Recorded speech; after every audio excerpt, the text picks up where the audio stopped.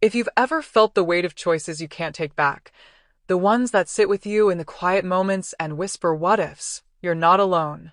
This isn't the kind of story that wraps up neatly. It's not a fairy tale or a cautionary tale. It's just real. Raw. And if you're still here, maybe you're ready to hear it. My name is Lauren Parker. I'm 42, and the story I'm about to tell isn't easy, but it's mine. 10 years ago, if you'd told me I'd be sitting at my kitchen table with a cold cup of coffee, wondering how my life spiraled into this, I'd have laughed. I was married, comfortable, naive. Then came the divorce. My husband, Mark, left when our son was only 10. He didn't offer much of an explanation, just a suitcase, a goodbye, and the sound of his car pulling away for good. That day still replays in my mind like an old film reel. Our son, Jordan, staring out the window, his small shoulders hunched as he tried not to cry. He never did, not in front of me. But I saw the change in him. The quiet distance, the heartbreak that doesn't show up in tears, but in silence. After Mark left, it was just the two of us. Me and Jordan. I swore I'd be everything he needed, his protector, his anchor. I worked 2 jobs, gave up dating, and poured everything into being the kind of mom who never failed. And for a while I thought I was doing okay. But time doesn't freeze for heartbreak. Jordan grew. He turned 18 this spring, and suddenly, he wasn't the little boy who used to build Lego castles at my feet. He was taller than me. His voice deeper. But still, there was something in his eyes. A loneliness I couldn't reach. He didn't hang out with other teens. No late nights out. No girls. No friends. I asked about it, but he always gave the same answer. I'm fine, Mom. Then came the night that changed everything. It was quiet. We were watching some old movie, and I noticed how tense he was, fingers gripping his jeans, eyes downcast. Mom, he said, barely a whisper. I need to tell you something. I turned to him, sensing the storm behind his calm. He confessed something that hit me like a slap across the soul. He'd been using my things. Intimate things. At first, I didn't understand. And when I did, the room seemed to spin. My skin flushed cold. My heart thudded painfully in my chest. I looked at him, not as a stranger, but as my son, and saw nothing but shame. Not rebellion. Not malice. Just a boy too broken to understand what he was doing or why. My instincts warred with my emotions. A part of me wanted to scream.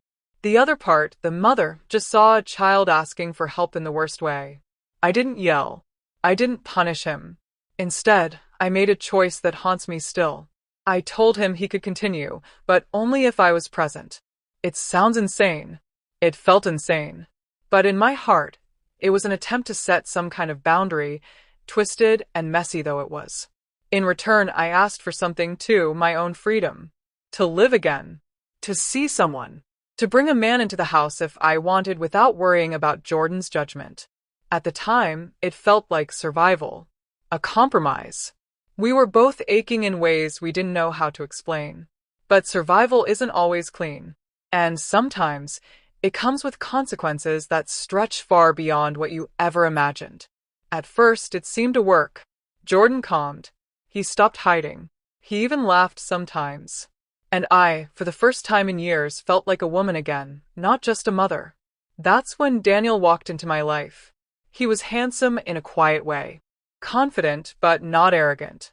A friend of a friend who helped fix my porch light and ended up staying for coffee. Then wine. Then midnight talks. For once, I let myself feel seen. Desired. Alive. Daniel started coming over more. And one night he stayed. I didn't hide it from Jordan. That was our deal. But the next morning, I saw the way Jordan looked at Daniel. Like something precious had been taken from him. His silence screamed louder than any words. Days passed. Then came the resentment. The slammed doors. The snapped words. I brushed it off as teenage angst. But I was wrong. One night, while Daniel and I were curled on the couch, laughing about something trivial, Jordan burst in. His face was pale with fury. "Do you even care about me anymore?" he shouted, voice cracking like glass. Daniel stood, awkward, unsure. I froze. Of course I care. What's going on? You let this guy in like I don't exist. You're so wrapped up in your freedom. You don't even see what you've done to me. Daniel quietly left, but I barely noticed. All I could see was my son, hurt, betrayed, unraveling.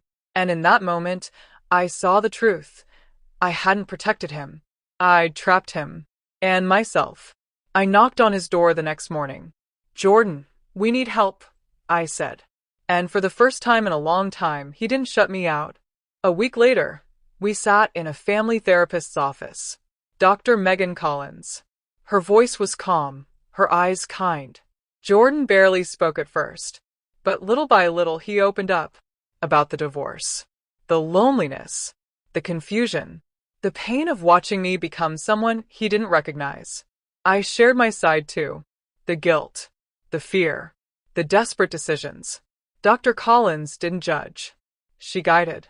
She talked about boundaries, about emotional safety, about how healthy relationships, especially between parents and children, must be built on clarity, not confusion. We began to heal. Jordan started boxing at a local gym, found friends, stood taller, smiled more. I saw him becoming the man he was always meant to be. And me? I started therapy too. Dug into the ways I'd blurred the line between love and control, between motherhood and martyrdom. Months later, we sat on our front porch, watching the sun dip behind the trees. Jordan looked at me and said, "Thanks for trying, Mom." It was simple, but it broke me open. We're still healing, still learning, but we're freer now, clearer, stronger. If you're still watching, thank you. This story wasn't easy, but maybe it helped you feel less alone. Maybe it made you think about your own choices, your own pain. If so, leave a comment below. I'd love to hear your story. And if you want more real, raw stories about love, family, and the messy beauty of being human, hit that subscribe button. Join the Broken Vows family, because sometimes the hardest stories are the ones that bring us closest together. Until next time, stay brave.